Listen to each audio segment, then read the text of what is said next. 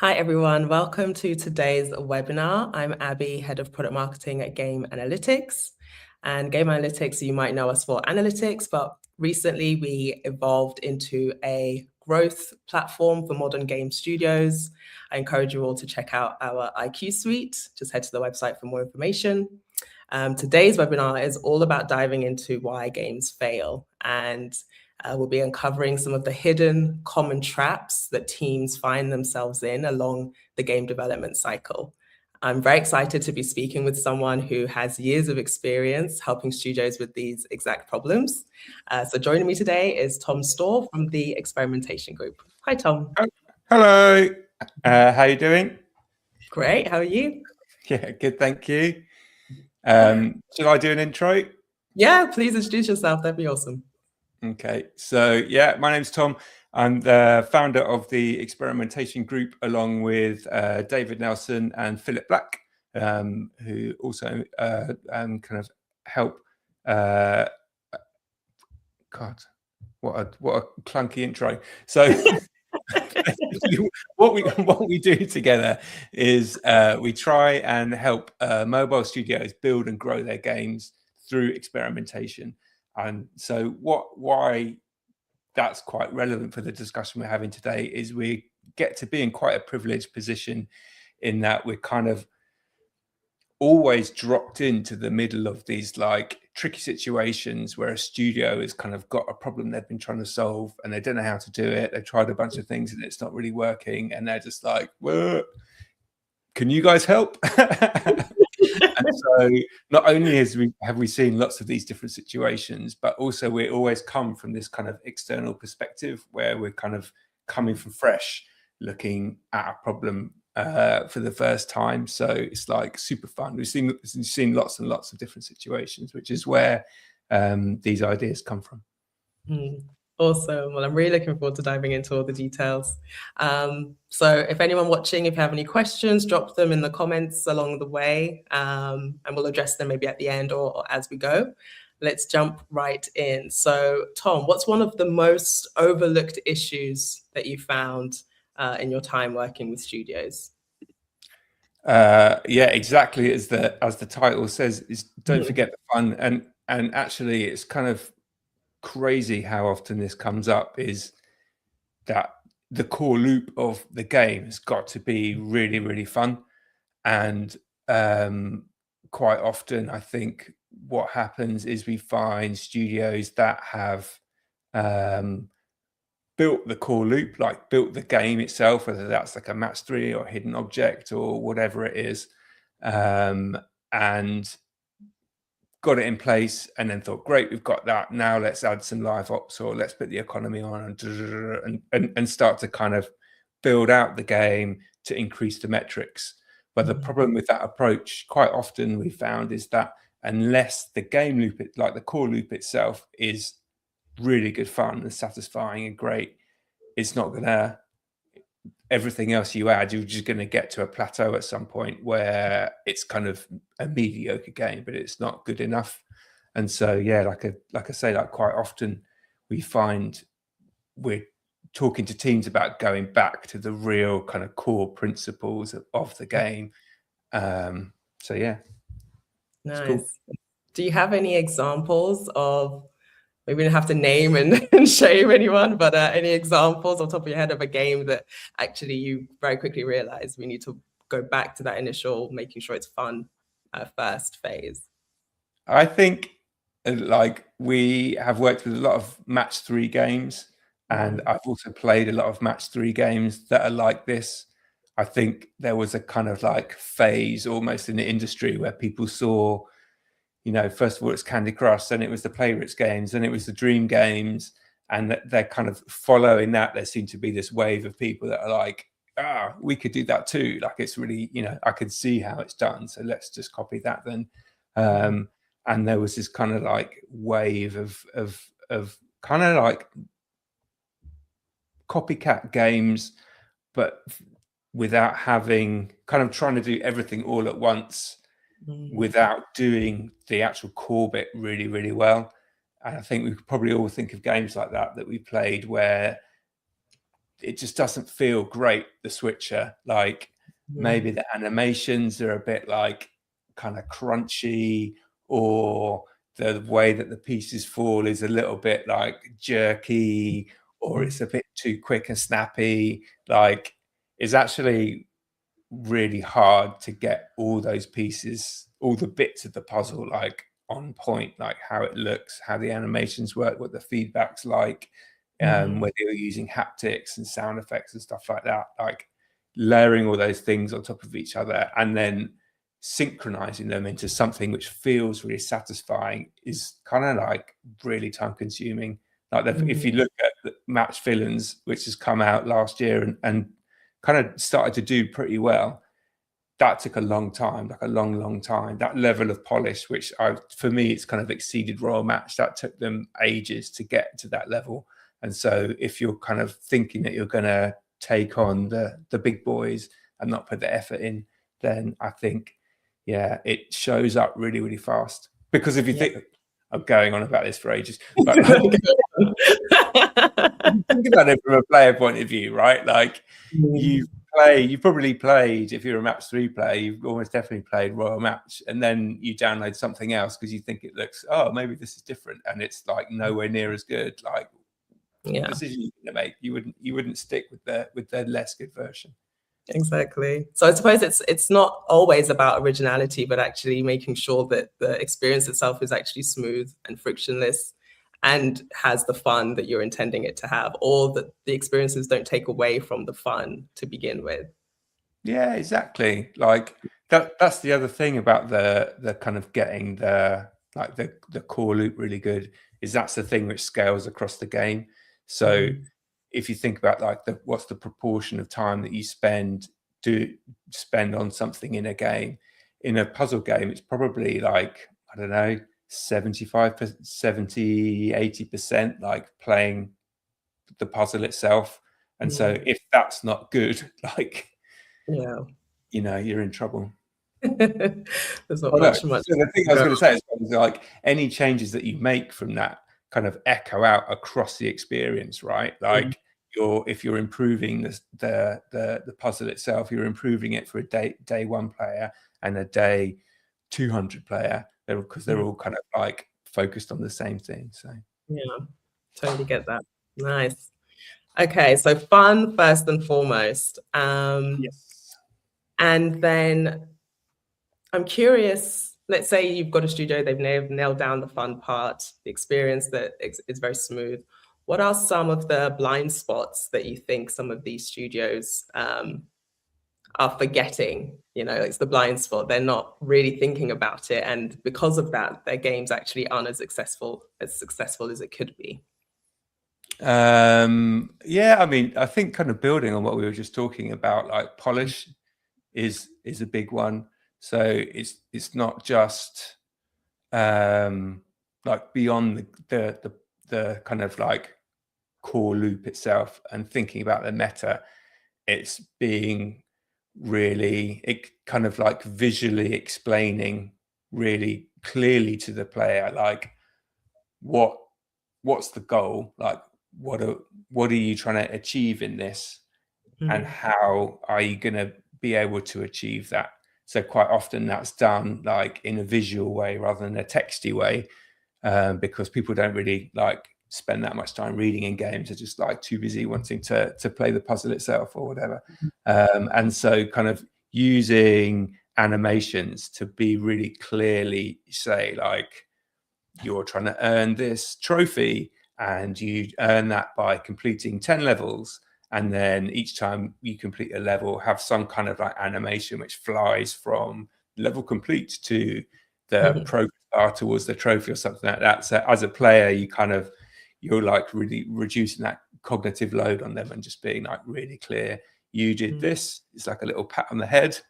Nice one. And this is what you get. You get a step further to completing the thing which you're excited about. So it's like, yeah, being really clear about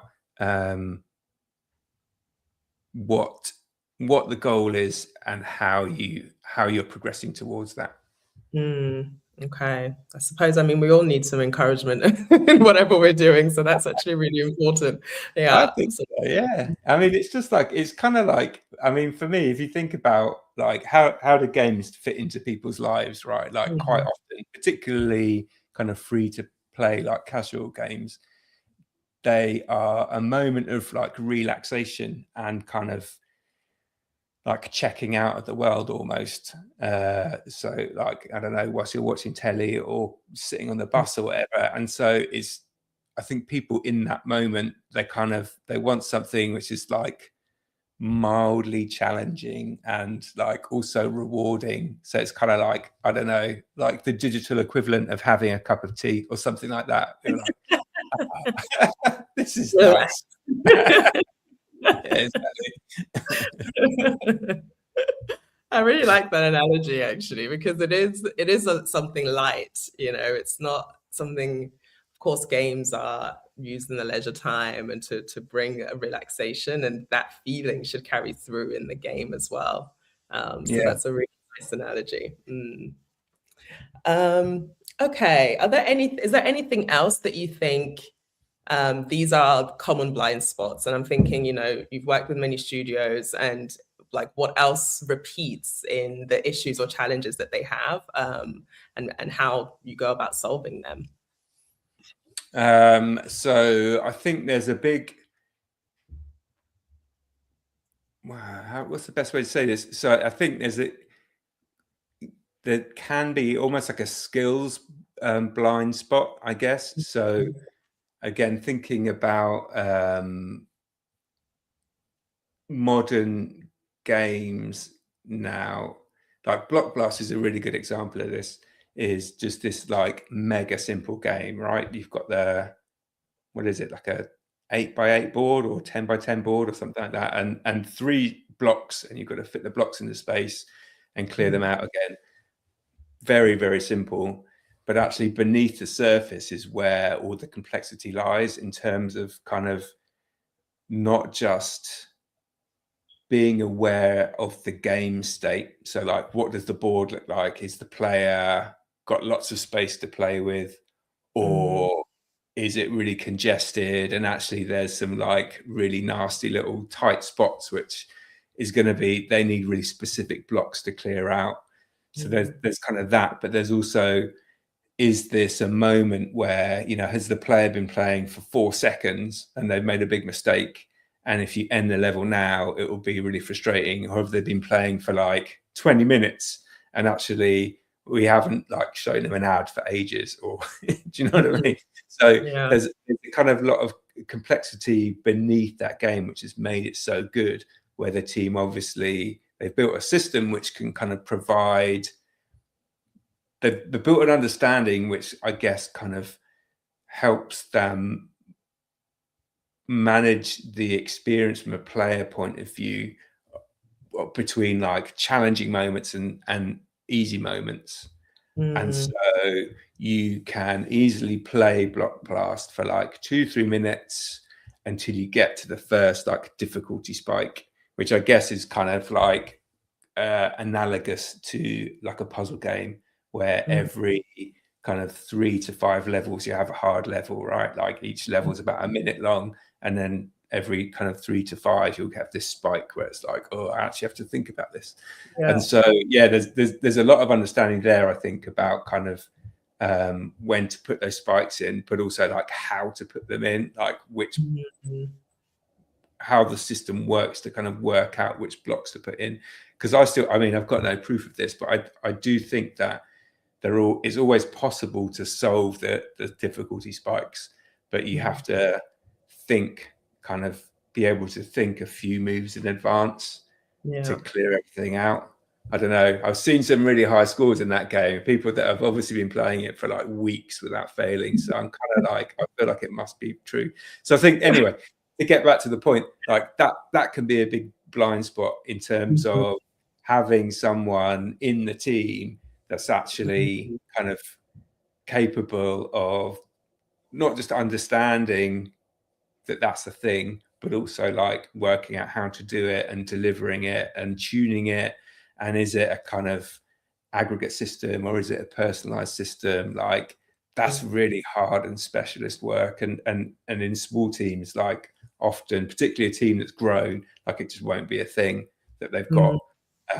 And then even in larger teams, like sometimes because it's a specialist role, they're stretched across multiple games, and you don't have the time with them. So yeah, that can be a thing. Definitely, we come across that loads where teams are like, oh, we need help with this complicated thing, like balancing our levels or kind of rebalancing our economy, and we just don't know how to do it. Yeah, how to go about it for sure. And I suppose, resource issues for smaller versus larger teams, it's almost, no matter how big your team is, you can still run into those resource and skills issues. And then of course you can kind of go externally, like to you guys, or try and find some other way to kind of, I don't know, overcome that challenge, I guess. I think I'm in my head, I was thinking like, okay, if external isn't an option, then like, are you just screwed? What do you do then? What's the alternative? Give up and go home. Exactly, pack it up. Shut it down. Didn't bother in the first place. I don't know. I was thinking as you were kind of thinking about it, I was like, what is the alternative? And wondering how far you could get with AI, because it's getting, I mean, there's a lot of information out there already. It's getting better at kind of processing information to create kind of semi-useful outputs. But I think always with stuff like this, I would be very surprised. I mean, even a human probably wouldn't get it right first time. And so it's going to be an iterative thing where you come up with your first best guess, put that in front of players and see how they react, and then kind of tweak. Yeah, that makes sense. Nice. Yeah, and if you have any questions, please chuck them in the comments. Would be great to answer anything that you have. I want to go back to, we were talking about copycats a little bit just before, and we at Game Analytics, we publish benchmarks, we share these data points. I'm curious what your experience has been like, or if you've come across teams that are basically trying to copy what someone else has done. And that, as we mentioned before, we had the UX and having a smooth experience, but is there anything else that they are, they have untested assumptions? Yeah, exactly. They're just like copying straight off the bat, and they are not really, what challenges have you found from any studios that are kind of just trying to replicate someone else's success? I think so. With this, I think it's a kind of like mix of different things that can happen. So definitely, yeah, like trying to, I mean, mobile games is like this anyway, right? Like everybody's copying everybody and taking something from somewhere and whacking it in to see what happens. And I mean, sometimes those things that you're copying could be an A/B test from the thing that you're copying from, and maybe the A/B test isn't working. And so you're copying something that isn't working, like without understanding it, you just don't know. So I think there's definitely, I don't know, there's a kind of like, I guess it's the difficulty I guess there's two. When the first thing I was thinking of actually was slightly different, was kind of putting things in a like a not particularly thoughtful way. So for example, we know that free-to-play games is a kind of combination of the core loop and the meta, right? Like the game and the kind of goals around it. And so that's like broadly stages of development, isn't it? You kind of build the game itself, like what's the puzzle or what's the thing that you're doing, and then you put on the goals, the progression around that. And so definitely we have seen like tons of examples where people are kind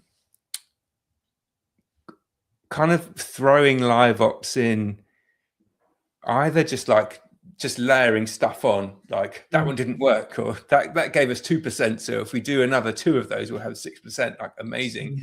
And actually, I don't know, like depending on what you're trying to achieve, like 2% maybe is not enough. Like if you're actually after 6 and you've only got 2, then clearly players aren't that into it. And so I think the example which really springs to mind is we were working with a game where they knew that they wanted a live op quite early on in the flow, in the experience. And so they threw one in at about level 14, which is just about the end of the first day of play, which we knew by session length. And so but the live up that they threw in was an hour-long competition. So it was like, if you think about that from a player point of view, what you're saying to somebody is, you've got to the point where you want to stop playing, and now you've been given this goal which says play for another hour. Like, it's just not going to work, is it? And it didn't work. And so I guess there's a kind of, I mean, that's less an untested assumption, and it's more like a kind of, I don't know, not really thinking about things from a player point of view, if you see what I mean. Yeah, I do. No, carry on. It sounds like, yeah.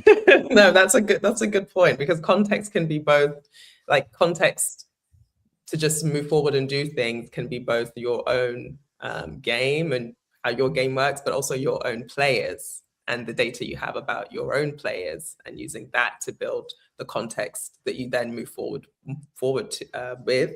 I think that you can, of course, like find different features and things that you want to replicate from one game to another, but your game and your audience could be completely different from theirs, and so copying necessarily one-to-one one thing that they do and into your game without molding it around the context that you have about your game and your players is kind of where you can then hit those gaps where things don't necessarily perform as well as you thought they would, or you're just, not thinking things through whether that would actually fit your game or your players to begin with.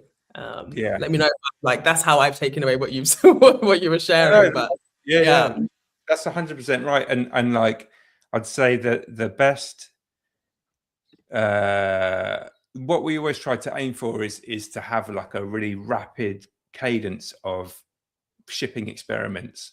And so if you're in a situation where you can't get anything to work, then the best thing you can do, if you're able to do this, is to kind of take what your biggest kind of theory is about what your players care about and try and test that as soon as possible, to see what happens.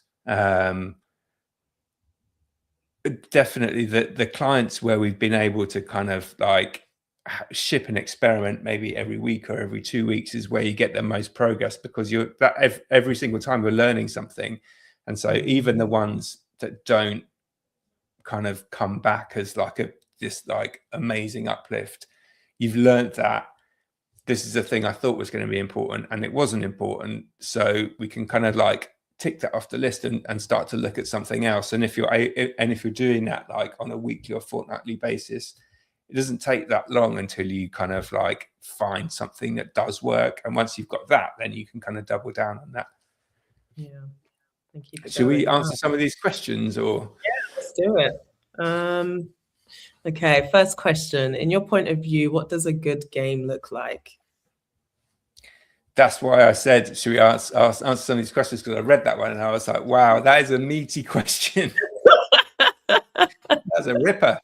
I mean, I think, no pressure. I think, I mean, there's a kind of like business answer and there's like a game answer, isn't there? So the business one is almost like a spreadsheet. Is you've got all the kind of like money out is greater than money in, and you can do that at scale. So that's one answer. but in terms of like, I think probably more what the question is getting at is having something, is a combination of a really satisfying, like fun and simple experience at the core. So if you look at kind of some of the hyper casual games, like Color Water Sort is so simple, but so satisfying, pouring that liquid. I don't know what it is, pouring the liquid from one tissue to the other. And the same with matching 3, like it's so simple, just matching the pieces together and the board explodes. And it's just like, you can just feel it, right? You know, there's not a lot of kind of mental strain going on. It's almost like some kind of low-key therapy of just like, just organizing things and tidying everything up. So I think that's like top of the list, is having a kind of really core experience which is like satisfying and fun to play, and then on top of that is having some meaningful goals, some stuff that people care about kind of layered on. So it's not just, I mean, this was the big jump from Bejeweled to Candy Crush. It was the saga progression. So I mean, obviously Candy Crush is basically Bejeweled, right? The levels are mastery levels, but the difference is that rather than just playing kind of level with no marker of progress, suddenly you had this like pathway, and so you could see, oh my god, I've done like 20 levels or whatever. You could see ahead of you that there's more, and all the levels you've done, all the progress you've made behind. And what live ops does is kind of give stuff people care about. Do these 10 levels faster than all the other players, or you know, things like that. Connect this many items and we'll give you some resources. So it's kind of like, it's having that kind of balance between giving players something that they want to achieve and then giving them that satisfaction that they've achieved it. So you're kind of getting that nice experience of just like, yeah. And then I probably, where this intersects with the first part of the answer, is that then needs to kind of, you need to have a way that you can monetize that. There needs to be some kind of system where there's a way, a fail state effectively, or like an energy system or something like that, where players at some point are going to hit a point where they can't do what they want to do. They want to progress and get the goal, but they're not able to because they failed the level or they run out of energy or something. And then you're like, cool, can we have some money now, please? Exactly. And then you can progress. And then you meet the side. Yeah. It's interesting. It's like first focus on the players and their experience, and then like bring the business side in. Without one, you won't get the other, you know? Yeah.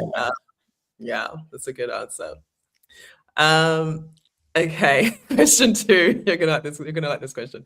How do you measure fun? Seems subjective. So how do studios move forward? Yeah.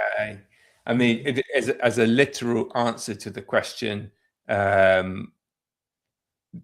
I know, like, of I'm trying to answer this in a kind of like politically acceptable way, but like I know a kind of studio that literally tried to test fun, like ask players, did you have fun? Was this a fun level?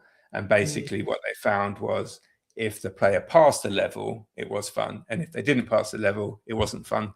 And so that was kind of not a very useful answer, basically. Thanks, guys. Which I think is, I mean, in a sense, it's true, right? Like, it's not that fun failing, but also you can't have the good bit without the bad bit. Like, that's just like. So I think, in trying to kind of provide a bit more of a useful answer, how do studios move forward if you can't understand what fun is obviously like, I would say it is just kind of looking at engagement metrics, basically. Like, if you put something in where players like really respond to it and you get a sudden increase in session length or levels played or something like that, then that's obviously something which which players are consuming and wanting and enjoying. Or sometimes it's like the opposite, right? If you take something out and people are like, rah, really annoying. And messaging in, what have you done? You did this way. Like, that's a good flag as well, I'd say. Start spamming all the forums. Yeah. Yeah.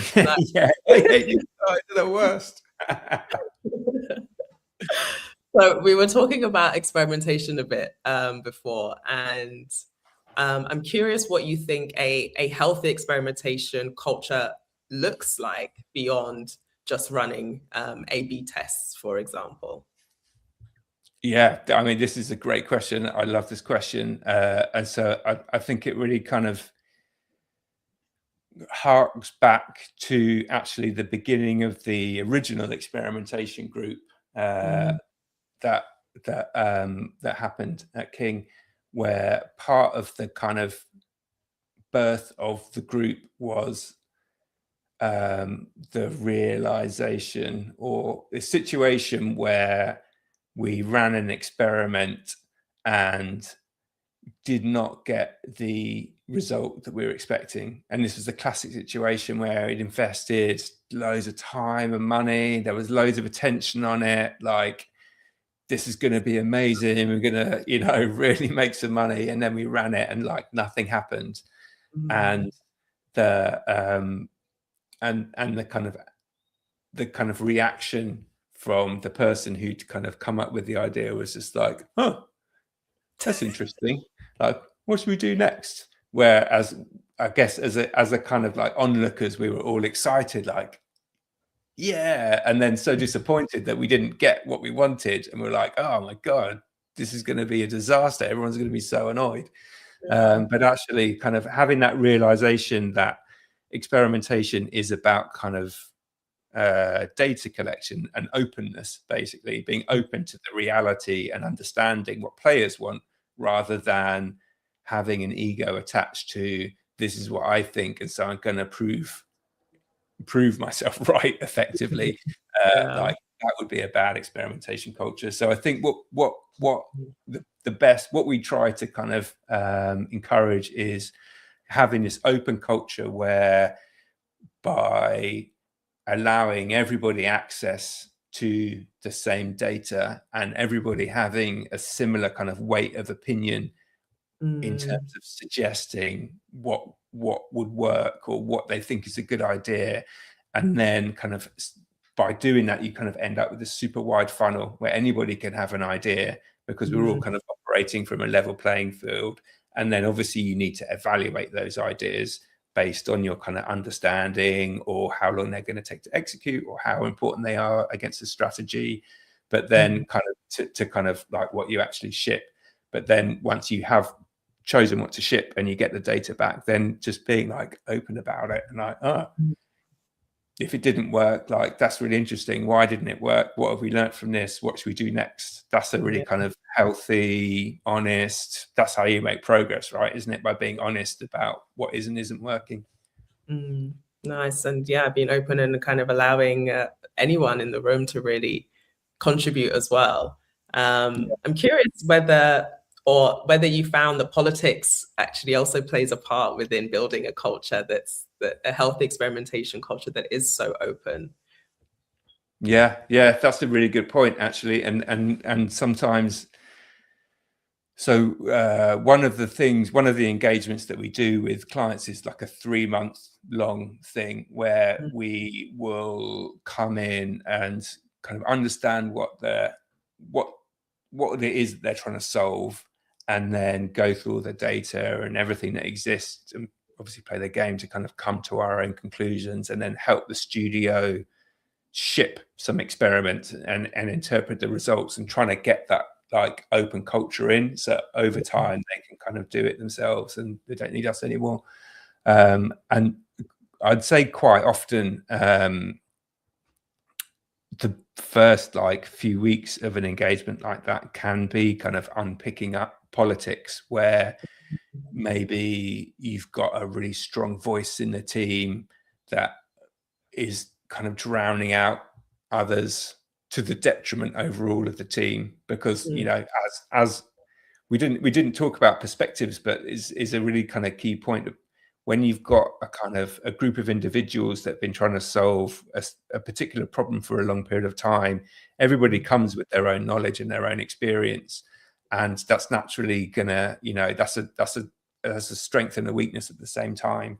The weakness being obviously that you don't know what you don't know, and so sometimes when we come in, we're kind of able to kind of show that different perspective, to kind of fill a gap and get people thinking. But also it means that if you've got a team, either a really small team, it's not that, there's not that many different perspectives in there, or one person that's kind of dominating discussion, or like being the decision maker, I want to do this and we're not going to do that idea, it's dumb. Like that can be a real shortcoming. It can be a real difficulty because it really limits, or it can limit the kind of effectiveness, basically. So I think,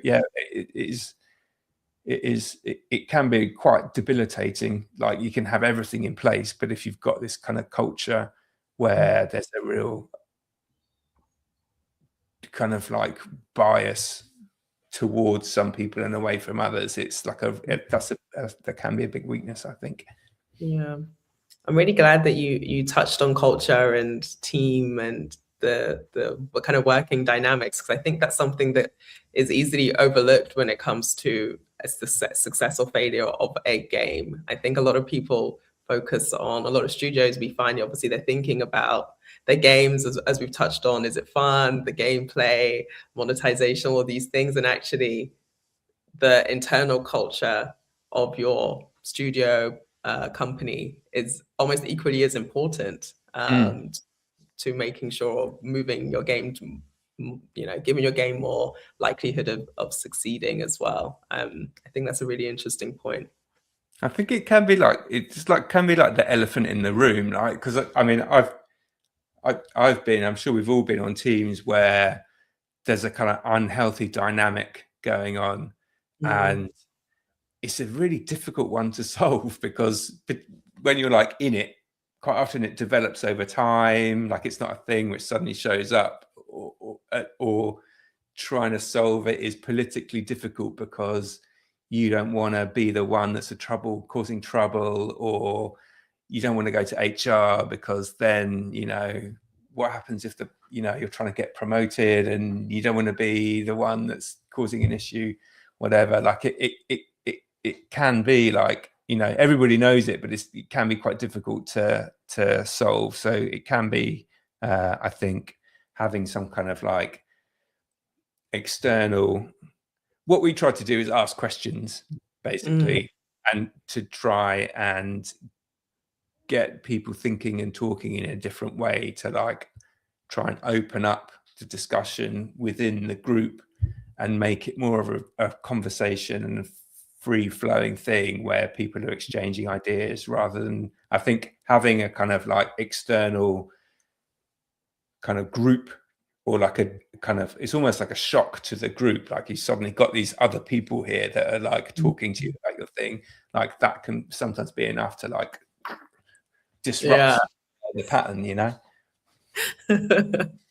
For sure. Actually, that's a good point, because when you're coming into their home essentially, and trying to, like, I suppose it can also be perceived as like trying to tell them what to do, and they've invited you into their home and now you're kind of taking control of it. So there's also a culture aspect as well to working with external partners and having them come in on the one hand, and there's actually your own internal culture too.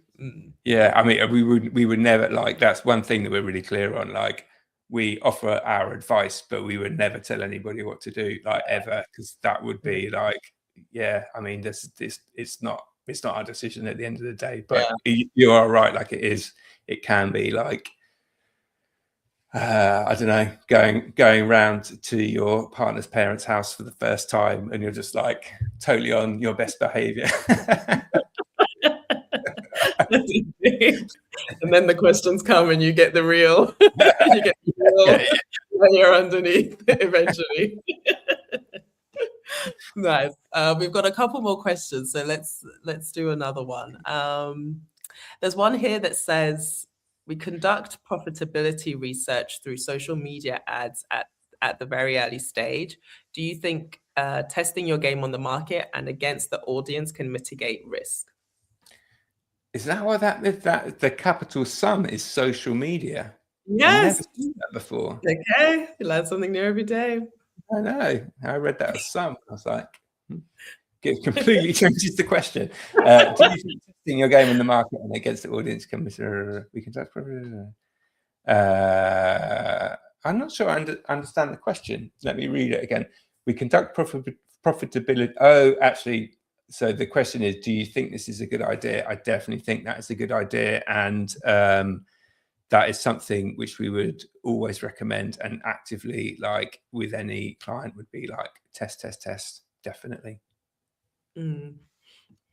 Nice. I also find that we've, with some of the studios that we work with as well, that very early testing period is super important. It will direct almost the direction of the game itself as well. Of course, there's always that balance between promoting a game and then having the gameplay be something completely different, and losing attention is terrible because people come in the game and then it's not the experience they were expecting. Versus like also using advertising specifically to actually direct how you develop the game further based on the reaction from your audience. I think that's a super interesting way to go about things. Yeah, 100%. I think it's really interesting. I was looking at the Pixel Flow ads yesterday, and they're just all Pixel Flow gameplay because that's like new and different, and it's enough. And then you look at something like Royal Match, and it's all like not Royal Match gameplay. But like, I mean, yeah, I would definitely. We actually just launched a new product the other day with Mind Studios, so this co-dev studio, where so interesting. We've been working with Mind Studios with another client for like quite a while, and I was talking to the guy, the head of studio at Mind, at the end of last year, and he was like, had been super concerned that vibe coding was just going to wipe them out. Like nobody would need them anymore because they can do it themselves, basically. And actually, what he's found is that their inbounds have gone up because now people can kind of get the idea that they had on their minds, like build a prototype of it and get it in their hands, but they know that it's not good enough to scale. So it's kind of like opened up the floodgates a little bit, where there's now all these people that are like, yes, finally I can build my thing. And so that's one of the things that we would do in that situation is to kind of like, you've got the prototype, all right, well, let's kind of put that in front of some people then and see how they react to it. Do they actually want to play it? Is there a demand here? Can we get the CPIs at a level that we think is kind of going to balance out and is also scalable? So yeah, I think we would always do that. Nice. That's really interesting. Especially as well, I think that thought of like, okay, you can use AI to now create apps or and then this is going to wipe out XYZ teams or these industries. But there's that, as you were mentioning earlier, like you've got the prototype and you've got this kind of early version. There's still that like polish that's needed. There's still that understanding, the skill set that's needed to create a great experience for your players. And so it'll be very interesting to see how these things kind of work together a little bit more. And obviously people can ship things faster and get through the early stages very quick, or a lot quicker than maybe they used to. But that final touch is still, in my opinion, very much still needed to actually bring something good to the market. Oh yeah, definitely. Would definitely agree with that. There's another question here that I think is actually quite similar to what we were about to talk about next. And it says, I always find it hard to identify churn or identify if it's caused by either the core loop itself or a poor meta game. Any tips? If Phil Black was here, he would say, turn it off. He would. He loves pushing things like really hard to see what happens.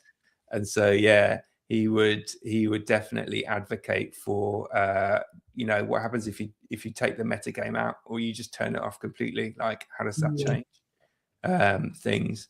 Yeah, definitely. I would go extreme and just see what happens. And turn it off completely. Kidding. Yeah. Should we go to the talk about the last kind of question thing? Yeah. Okay, so if someone's struggling to identify churn or fix churn or revert, find the root cause for their churn.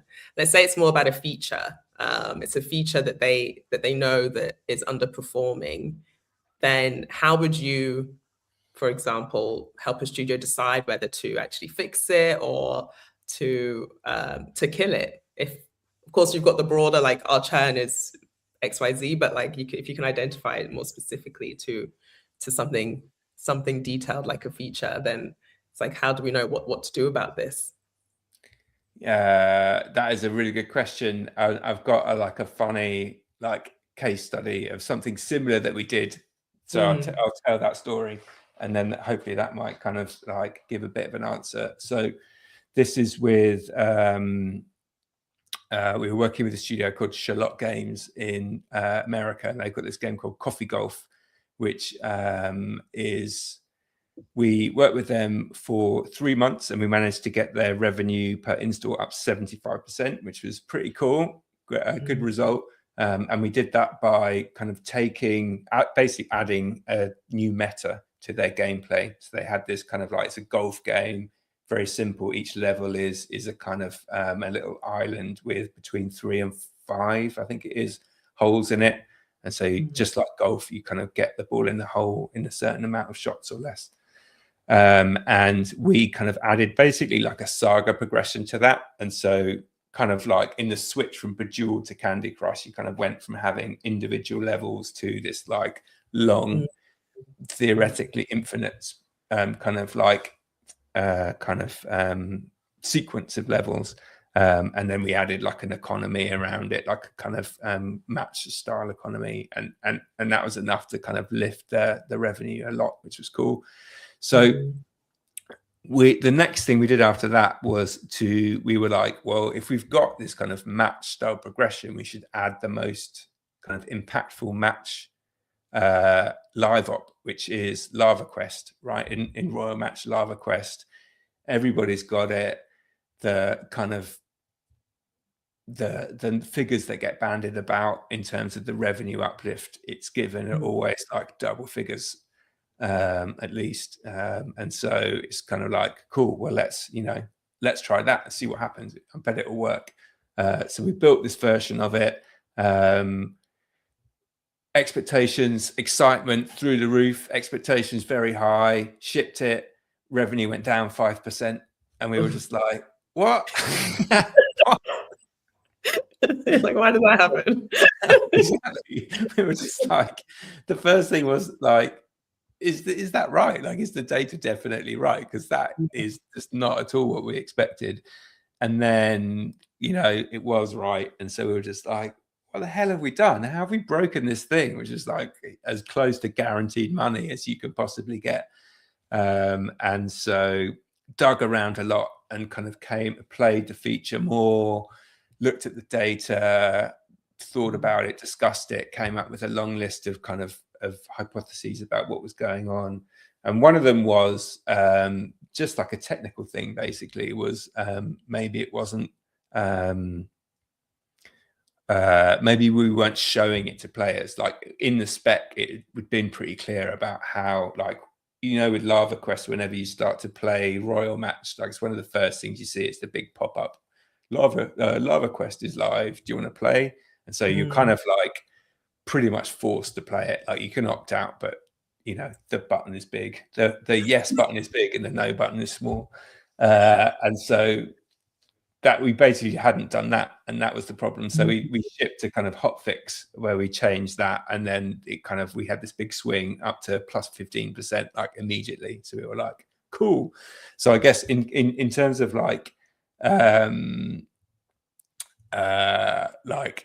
your actual question, I guess the thing with that is that we had such a strong, there was so much evidence that this was going to work. There was so much logic that this was going to work. And we'd kind of done, it wasn't a one-to-one copy, but it was kind of close enough. And definitely some of the theories about why it wasn't working was like, maybe the coffee golf players just don't like it. They don't want it. And so, I mean, maybe that could have been the case, but maybe some of them didn't like it. But actually there was enough there which we were like, this should work. And I think, I mean, just like any experiment, basically, we kind of lined up like what are the most likely things, and also like what are the simplest things. Like doing the change that I mentioned was literally a hot fix. It probably took about half an hour to do the whole thing. So it kind of was pretty like an obvious thing to try at least. And so, yeah, I think it's a kind of balance of that basically is how strong your conviction is that this is the thing that should work. How much time have you, or are you willing to invest in improving that? Because at some point, if you've tried a bunch of things and it hasn't worked, then you just got to accept it, right? Like, exactly. And also it kind of feeds back into, I think, everything we've been discussing as well. If you have, for example, like an open culture and you're like, okay, what's something simple that we've missed as to why this might not be working? It might not be something grand that needs, you know, like you said, your fix was a hot fix. So have an open culture where people can also contribute their ideas, can help you solve that quicker as well. That's I really like that answer. Like it's also your conviction, and context also always matters in how you go about these experiments for sure. Yeah. I mean, it was fun. It was like an investigation, you know, like something. It was a real twist. Like, whoa! And so then you're forced to kind of think like really hard, like what could this possibly be? And then to start to dig into the data to actually understand like what has happened here and what are the kind of theories that fit that picture. Like, I don't know, I find that kind of fun when you're like in a difficult situation and you've got to kind of try and think your way out of it and solve. It's almost like a puzzle, like a real life puzzle. What the hell? It's all a game to you, basically. But it kind of is like, it is kind of like solving a game, solving a puzzle. Which is it was good. Nice. Well, that's all that we really had to cover today. I'm just going to check and see if there are any other questions. I think we've covered the questions as well. Cool. Yeah, I think then we can wrap up here. Is anything else, any last minute thoughts you want to share, Tom? Nope, just thanks. I mean, thanks for having me on. It was really good fun, really good conversation. And thanks to everybody that's been in the session or watched it afterwards. Like, I hope you enjoyed it and found it useful. Nice. Yeah, thanks so much for joining. And to everyone watching, we'll see you next time. Cheers, guys. Bye.